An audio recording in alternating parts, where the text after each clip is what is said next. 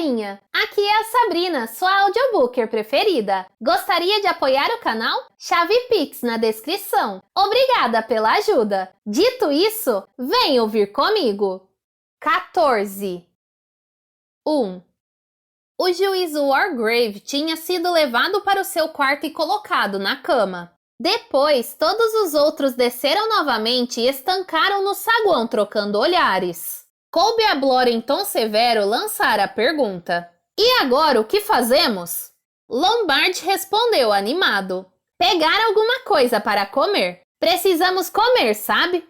Mais uma vez voltaram todos à cozinha. Mais uma vez abriram uma lata de língua. Comeram maquinalmente, quase sem sentir o gosto da comida. Vera disse, nunca mais vou comer língua. Terminaram a refeição e ficaram sentados à mesa da cozinha encarando-se uns aos outros. Blor disse, só restam 4 de nós agora. Quem será o próximo? Armstrong encarou, depois falou quase maquinalmente. Temos de agir com a máxima cautela. E calou-se. Blor fez que sim com a cabeça. É o que ele dizia. E agora está morto. Armstrong disse, mas eu me pergunto, como é que isso aconteceu? Lombard praguejou. Um golpe muito esperto. Aquela coisa foi plantada no quarto da senhorita Claythorne e funcionou perfeitamente de acordo com o seu propósito. Todos correram lá para cima pensando que ela é que estava sendo assassinada. E assim, na confusão, alguém foi esquivo bastante para pegar o velho desprevenido. A traição. Blor perguntou, mas por que ninguém escutou o tiro? Lombard balançou a cabeça. A senhorita Claythorne estava gritando. O vento estava uivando. Estávamos correndo atarantados de um lado para o outro berrando também. Não, ninguém conseguiria ouvir. Fez uma pausa. Mas esse truque não vai mais funcionar. Na próxima vez ele vai ter de tentar outra coisa. Blor concordou. E provavelmente tentará. Em sua voz havia um tom desagradável. Os 2 homens olharam-se de frente. Armstrong disse, 4 de nós, e não sabemos qual. Blor interrompeu. Eu sei. Vera disse, eu não tenho a menor dúvida. Armstrong falou devagar. Suponho que eu de fato saiba. Philip Lombard disse, creio que agora eu já consiga ter uma ideia bastante precisa. Mais uma vez todos se entreolharam. Cambaleante, Vera levantou-se e disse, sinto-me péssima. Preciso ir para a cama agora. Estou acabada. Lombard disse, acho que também irei. Não há sentido algum em ficarmos aqui vigiando uns aos outros. Blor disse, não faço objeção alguma. O médico murmurou, é a melhor coisa a fazer, embora eu duvide que algum de nós vá conseguir pregar o olho. Andaram na direção da porta. Blor comentou, eu me pergunto onde estará aquele revólver agora. 2. Subiram a escada. A cena que se seguiu parecia tirada de uma peça cômica ou uma pantomima. Cada convidado pousou a mão na maçaneta da porta do respectivo quarto. Depois, como se atento a um sinal, cada um entrou e fechou a porta. Ouviram-se os ruídos dos ferrolhos, das fechaduras e de móveis sendo arrastados. 4 pessoas apavoradas, entrincheiradas até a manhã seguinte. 3. Philip Lombard deu um suspiro de alívio depois de firmar uma cadeira sob a maçaneta da porta à guisa de calço. Caminhou até a penteadeira. Sob a luz bruxuleante da vela, examinou curiosamente o próprio rosto. Em voz baixa e tom gentil, disse para si mesmo. Sim, não há dúvida de que esse negócio perturbou você. Veja só como está todo alvoroçado. Num súbito lampejo brotou seu sorriso de lobo. Tirou a roupa rapidamente. Foi para a cama. Pôs o relógio de pulso sobre o criado mudo. Depois abriu a gaveta. E ali ficou encarando o revólver colocado dentro da gaveta. 4. Vera Claythorne estava deitada na cama. Ao seu lado a vela ainda ardia. Entretanto, ela não tinha coragem de apagá-la. Estava com medo da escuridão. Na tentativa de se convencer de que estava segura, repetia para si mesma: está tudo bem, você está a salvo até amanhã de manhã. Nada aconteceu na noite passada. Nada acontecerá esta noite. Nada pode acontecer. Você está trancada e fechada à chave. Ninguém pode chegar perto de você. De repente teve uma ideia. Mas é claro, posso ficar aqui, ficar trancafiada aqui. Não vou pôr os pés para fora daqui. A comida não tem muita importância. Posso ficar aqui com toda a segurança até que o socorro chegue, mesmo que demore um dia ou 2. Ficar aqui. Sim, mas ela conseguiria ficar ali? Hora após hora, sem ter ninguém com quem conversar, sem nada a fazer a não ser pensar. Ela começaria a pensar na Cornualha, em Hugo, em tudo que tinha dito a Cyril. Pirralho horroroso, chato, mal educado, mimado, sempre choramingando. Senhorita Claythorne, por que não posso nadar até o rochedo? Eu consigo! Eu sei que consigo! Era a voz dela que havia respondido? Claro que consegue, Cyril. Consegue sim. Tenho certeza. Posso ir então, senhorita Claythorne? Bem, Cyril, você sabe como a sua mãe fica nervosa de tanta preocupação com você. Vamos combinar uma coisa. Amanhã você poderá nadar até o rochedo. Eu vou conversar com a sua mãe na praia para distrair a atenção dela. Depois, quando ela procurar você, você estará no alto do rochedo acenando para ela. Vai ser uma surpresa. Oh, que coisa boa, senhorita Claythorne! Vai ser uma alegria! Agora era definitivo. Ela já tinha dito. Amanhã, Hugo ia a New Quay. Quando ele voltasse, tudo já teria acabado. Sim, mas e se não fosse assim? E se desse errado? Cyril poderia ser salvo a tempo. E então ele diria: a senhorita Claythorne disse que eu podia. Bem, e daí? É preciso correr riscos. Se acontecesse o pior, ela enfrentaria a situação descaradamente. Como é que você pode contar uma mentira deslavada dessa, Cyril? É claro que eu nunca disse isso. Eles acreditariam nela, não resta dúvida. Cyril sempre inventava histórias. Ele saberia, é claro. Mas isso não importava. E de qualquer maneira, nada poderia dar errado. Ela fingiria que estava nadando atrás dele, mas chegaria tarde demais. Ninguém jamais suspeitaria de nada. Hugo tinha suspeitado de alguma coisa? Foi por isso que ele tinha olhado para ela daquele jeito esquisito e distante? Hugo sabia? Era por isso que ele tinha ido embora com tanta pressa após o inquérito? Ele não tinha respondido a única carta que ela escrevera. Hugo. Vera revirava-se na cama de modo irrequieto. Não devia pensar em Hugo. Doía demais. Estava tudo acabado e enterrado para sempre. Hugo deve ser esquecido. Por que então, nesta noite, ela subitamente sentia que Hugo estava no quarto com ela? Vera fitava o teto sem despregar os olhos do enorme gancho preto que havia no centro do quarto. Ela nunca tinha notado aquele gancho antes. A alga estava pendurada nele. Ela teve um arrepio ao lembrar-se do contato frio e viscoso no seu pescoço. Não gostava daquele gancho pendurado no teto. O metal tinha o poder de prender o olhar, fascinava. Um gancho preto enorme. 5. O ex-inspetor Blor estava sentado na beira da cama. Seus olhinhos vermelhos e injetados estavam desassossegados, alertas na massa sólida do seu rosto. Ele tinha o aspecto de um javali pronto para atacar. Não sentia a menor vontade de dormir. A ameaça estava ficando cada vez mais próxima agora. 6 de 10. Apesar de toda a sagacidade, toda a cautela e astúcia, o velho juiz tivera o mesmo fim dos outros. Blor bufou com uma espécie de satisfação selvagem. O que foi que aquele velho esquisito tinha dito? Temos de agir com a máxima cautela. Velho presunçoso, fazendo-se passar por virtuoso. Sentado em seu tribunal, sentindo-se Deus Todo-Poderoso. Recebeu o que merecia. Agora não precisa nunca mais tomar cuidado. E agora só haviam sobrado 4 deles. A moça, Lombard, Armstrong e ele. Em breve chegaria a vez de mais um. Mas não seria William Henry Blore. Ele cuidaria disso. Mas o revólver... E o revólver? Esse era o fator inquietante. O revólver. Blore sentou-se na cama de senho franzido, os olhinhos apertados e enrugados refletindo sobre o problema do revólver.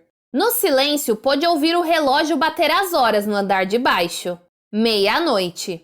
Relaxou um pouco agora. Deu-se até mesmo ao luxo de esticar-se na cama. Mas não se despiu.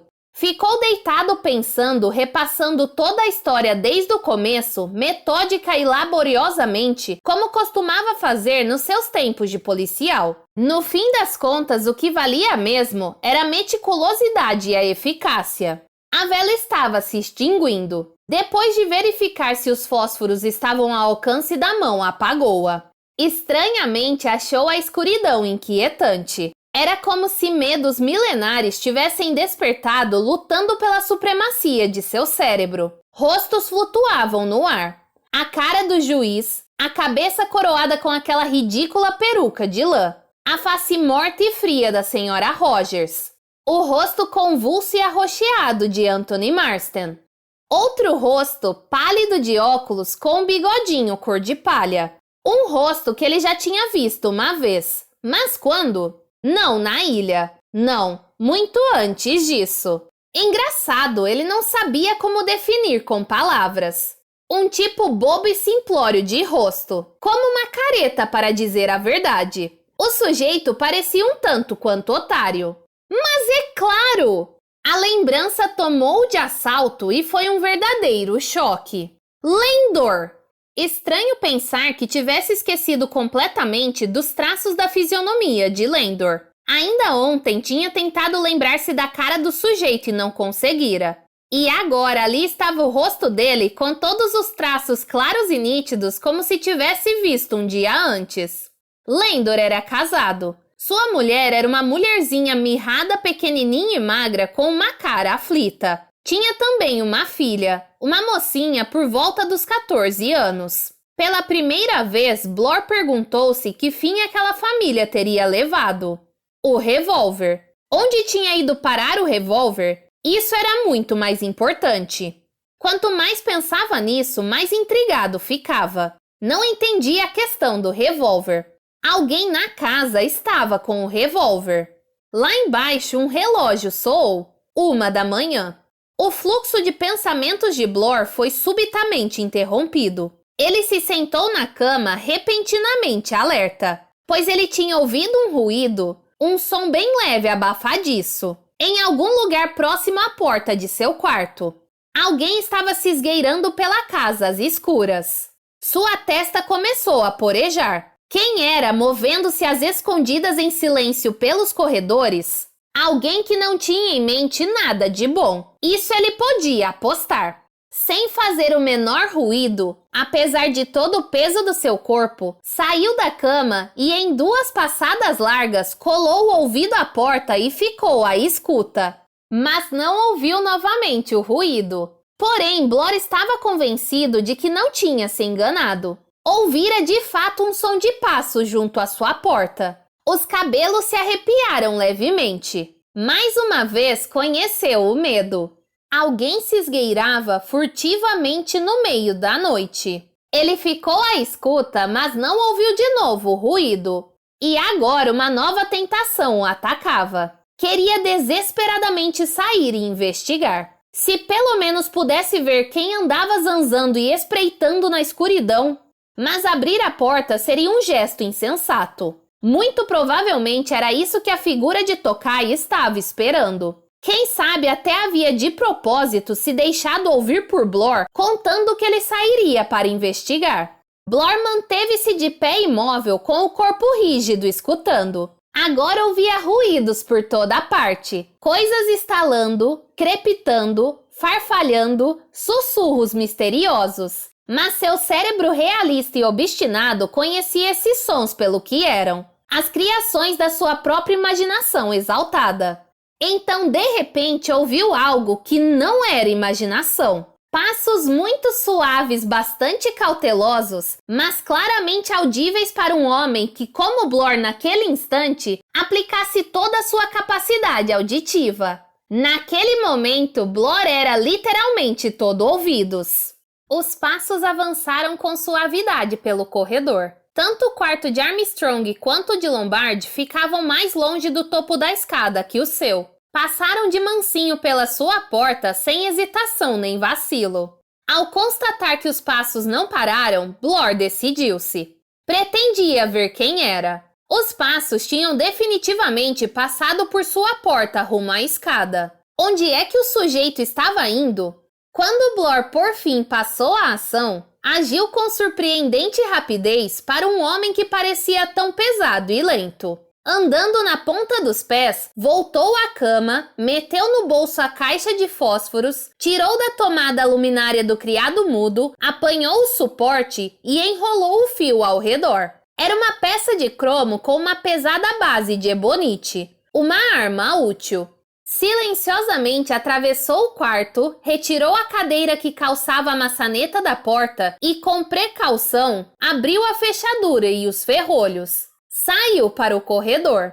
Ao perceber um leve barulho no saguão embaixo, percorreu a extensão do corredor até o patamar. Estava apenas de meias, o que abafava o ruído de seus passos.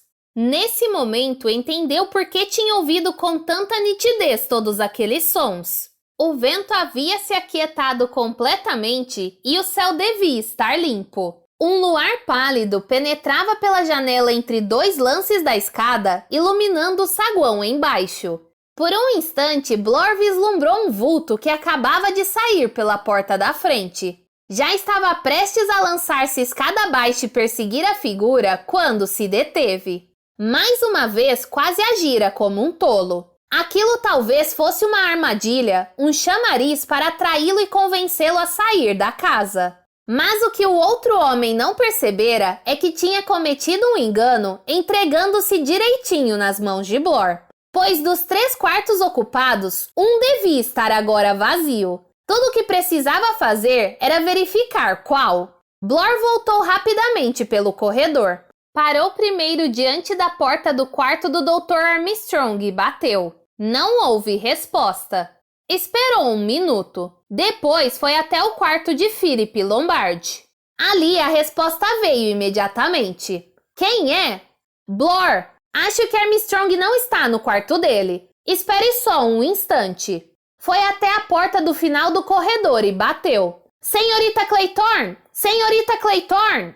A voz sobressaltada de Vera respondeu. Quem é? O que foi?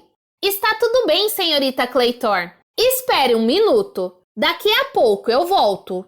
Correu de novo até o quarto de Lombard, no instante em que ele abria a porta e assomava no corredor, segurando uma vela na mão esquerda. Tinha enfiado as calças por cima das calças do pijama. A mão direita estava enfiada no bolso do paletó do pijama. Em tom azedo perguntou, mas que diabo está acontecendo aqui? Blor explicou tudo rapidamente. Os olhos de Lombard se iluminaram. Armstrong, hein? Então ele é o gato entre os pombos. O gato escondido com o rabo de fora. Caminhou até a porta do quarto do médico. Sinto muito, Blor, mas eu não aceito nada em confiança. Por via das dúvidas e como medida de cautela, deu pancadas secas na porta. Armstrong! Armstrong!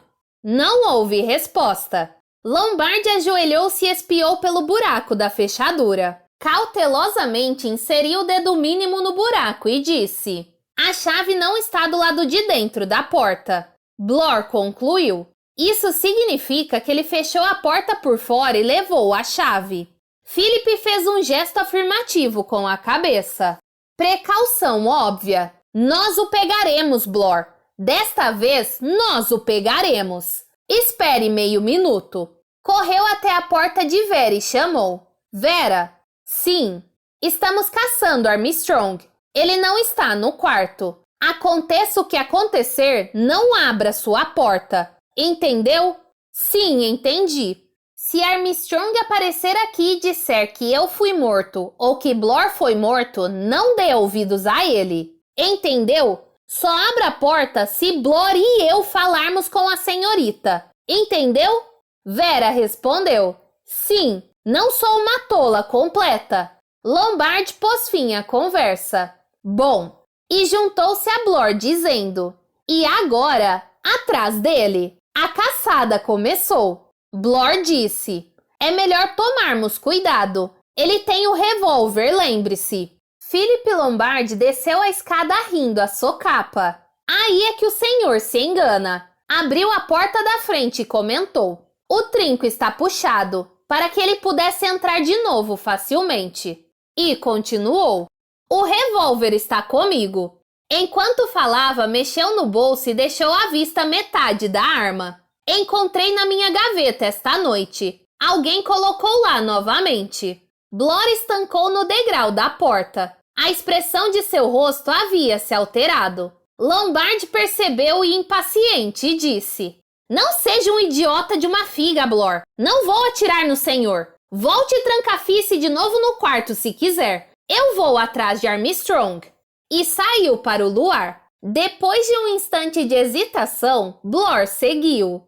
Pensava. Acho que estou brincando com fogo, mas afinal de contas, não era a primeira vez que lidava com criminosos armados. Podia ter defeitos, mas a falta de coragem não era um deles. Era só mostrar a ele o perigo e ele o enfrentaria bravamente. Não tinha medo do perigo claro e manifesto, apenas do perigo indefinido com traços de sobrenatural.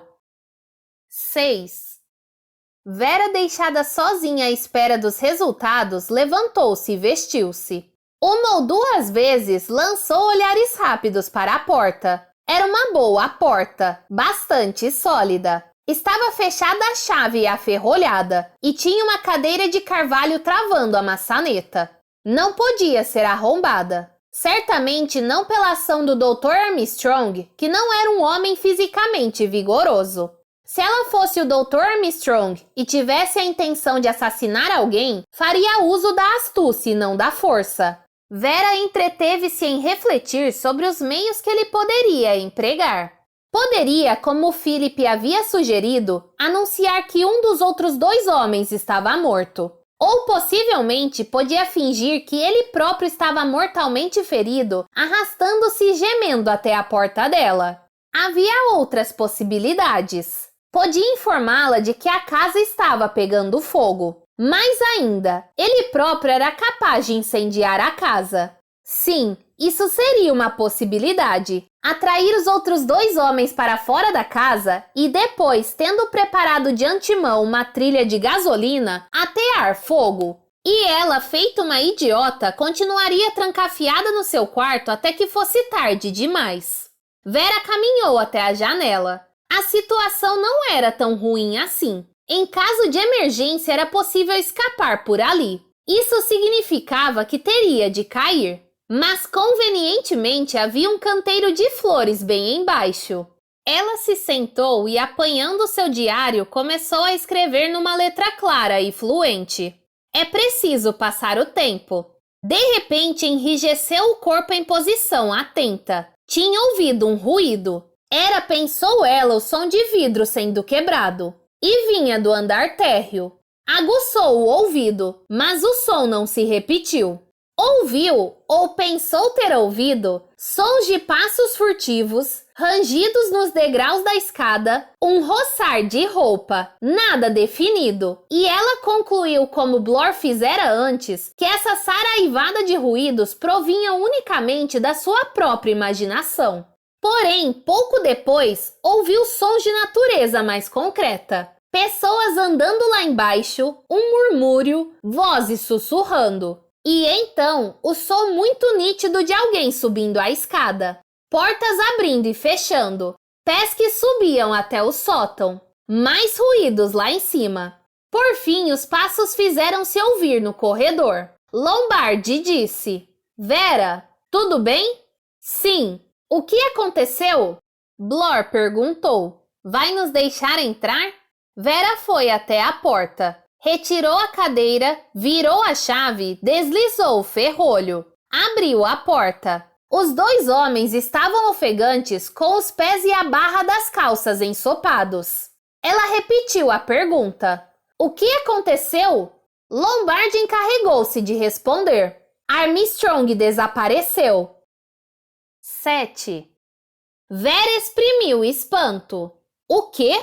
Lombard disse. Escafedeu-se. Sumiu completamente da ilha. Blor corroborou. Escafedeu-se. Essa é a palavra. Como num passe de mágica. Vera reagiu com impaciência. Tolice! Ele está escondido em algum lugar. Blor discordou. Não, não está. Posso assegurar que não há nenhum esconderijo nesta ilha. É lisa como a palma da mão. Lá fora há luar. Está claro como o dia. E é impossível encontrá-lo. Vera tentou argumentar. Talvez ele tenha voltado para casa.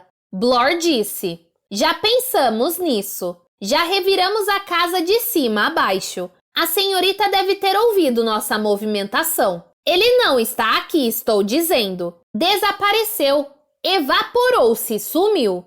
Vera continuava incrédula. Não acredito. Lombard disse. É verdade, minha cara. Depois de uma pausa, continuou. Há mais um pequeno detalhe. Uma vidraça da sala de jantar foi quebrada. E só há 3 soldadinhos em cima da mesa.